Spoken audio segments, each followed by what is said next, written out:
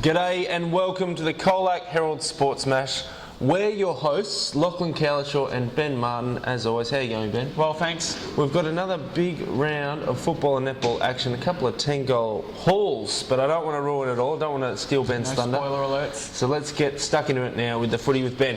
Straight into it with the Geelong football news. Kicking off with the COLAC Tigers, a valuable percentage boosting win, I guess you could call it. They defeated ladder cellar dwellers North Shore by a whopping 148 points. So a pretty comfortable win there for Paul Lynch and his men. They defeated the Seagulls 27-16, 178 to 4-6-30. So a pretty comfortable win is the best way to describe it. Jake McGuan kicked 7 for the Tigers, Jake Carmody 6, and Jimmy Linton kicked 5, and we're all among the best players, while Andrew Kelly, Lockie Veal and Ryan Monham are also good in the win. Brad Circuit was North Shore's best player. Now we're getting it straight into the COLAC District Football League news now, where there was a couple of upset victories. We'll get straight into that with the Polar Bays fighting from behind victory against ladder-leading COLAC Imperials. They won by 1 point in the end. It wasn't in the dying seconds though, so they hit the front and they managed to hold on for about the last 5 minutes and actually knocked COLAC Imperials off the top of the ladder. Apollo Bay won this one 15-9-99 to 15-8-98 at Western Oval. Robbie McDougall kicked 4 goals for the Hawks, including the winner, which was a snap from the forward pocket. Marty White, Carl McSparron and Mick Condon were all in the best for the Hawks, while Tim Scott kicked 3 goals for the Imps, while Steve Cass, Cole Roberts and Jai Whitson, a couple of young fellas in there, were the best for the Imps. South Colac has kept in touch with the top 5 with a valuable win against Western Eagles, a top 5 side there. The Roos won this one 15-10-100 to 9-8-62 at Urilpi Recreation Reserve. Ben Cox kicked 4 for the Roos, while Justin Flasher Mooney, Daniel Roberts and Tom Whitecross were in the best for the Roos. Jake Reid kicked 5 goals for the Eagles. Mark Short, Nick Licandro and Graham Lynch were in the best for the Eagles. The next game now, Birregurra has trounced Elvie in what the Swans coach Steve O'Dowd called the Swans' worst game for the year. The Saints won this one 19-14, 128 to 7-10-52 at Birregurra Recreation Reserve. Christian Kelly, what a day for the big fella. He kicked 10 goals.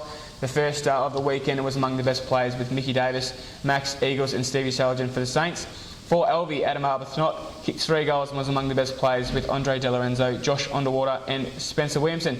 The next game, another 10-goal haul, but this one a bit more interesting. It was to a 17-year-old and a small forward, I guess you could call him. He's under 6 feet tall. He's petite. Sam Barrow, what a superstar. He's helped Illawarra Biak to their second win of the season.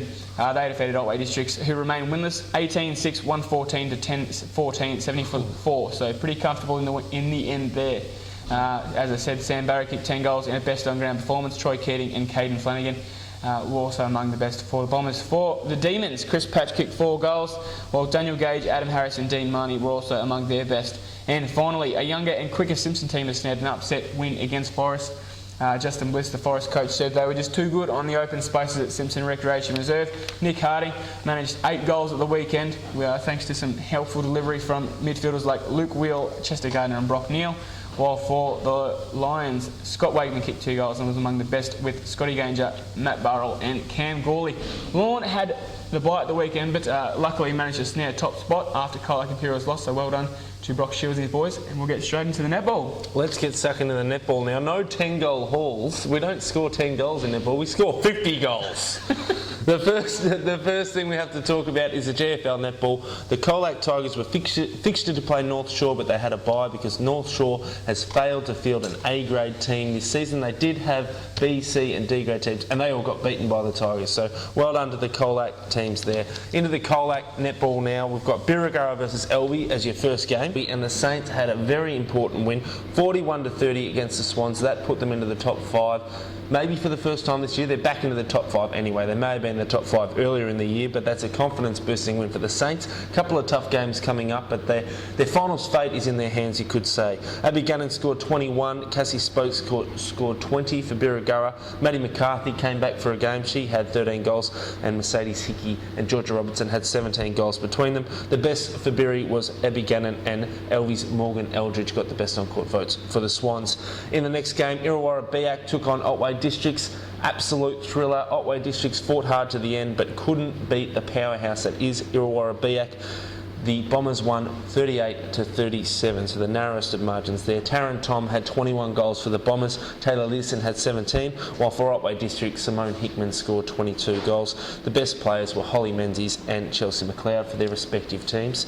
COLAC Imperials, the reigning premiers, took on Apollo Bay and they had another comfortable win. 62-41 was the final score. They got off to a great start in this game. The goal scorers were Rebecca Scott with 48, Jess Finch had 10, while for Apollo Bay their coach Kath Spears got best on court votes and scored 26 goals. Candy Robbins, the Imps coach, was the best for her team.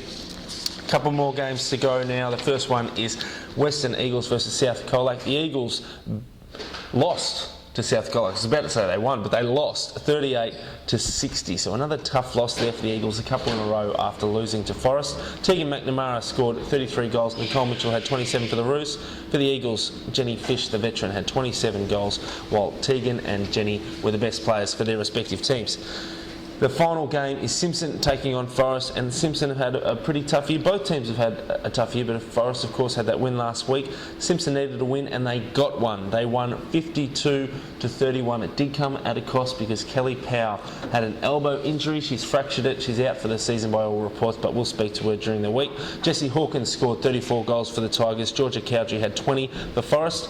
The best for Simpson was Jessie Hawkins, and the best for Forest was Melinda Bella. Of course, as Ben said, Lorne had the bye, and quickly with the ladder, we've got Imps, South COLAC, Illawarra Biak, Western Eagles and Birregurra, as I said, in 5th position. Now we come to our favourite part of the show every single week without fail. It's a tough one this week, Ben. There's a couple of candidates for the COLAC Herald Sports Person of the Week.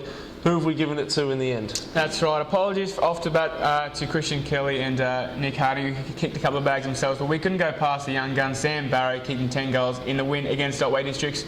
Christian's obviously done, kicked double digits a couple of times before, and I'm sure Nick has as well. But Sam Barrow, it's a pretty special game for him, I imagine, so and very well deserved. He's actually a pretty good kid. I play basketball with him, and I think he's a school captain down at COLAC Trinity College as well. So well deserved to young Sam, and enjoy it, and all the best to you for the rest of the season. Definitely right. Feather in the cap for young Sam, an outstanding young man, we can definitely say. And that's it from Ben and I this week. We'll catch you next week with all the news in the Sports Smash. See you later. Bye.